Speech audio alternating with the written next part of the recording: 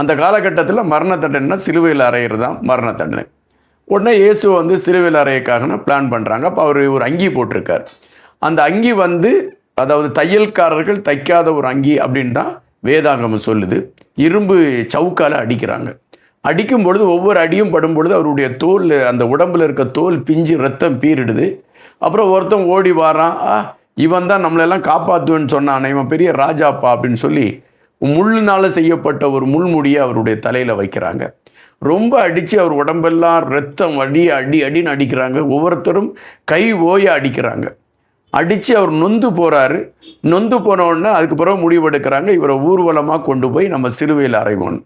அதுபோ ஒரு சிலுவை, இயேசுவை அறையிறக்கான சிலுவையை கொண்டு வந்து, அந்த சிலுவை ஒரு 6-7 பேரால் தூக்க முடியாத சிலுவை அப்படின்னு குறிப்பிடுறாங்க. அந்த சிலுவையை வந்து இயேசுக்கு தோளில் வச்சு அப்படி அவரை இழுக்க வைக்கிறாங்க. அந்த எருசலேம் வீதிகளில் இயேசு வந்து அந்த சிலுவையை இழுத்துக்கிட்டு போகிறாரு. அவர் சிலுவை இழுக்க அவருக்கு பின்னால் இருந்து இந்த போர் வீரர்களும் மத குருக்களால் ஏற்பாடு செய்தவங்களும் இயேசுவை ரொம்ப அடிக்கிறாங்க.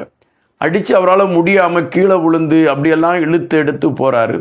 ஒரு கட்டத்துக்கு மேலே அவரால் தூக்க முடியல.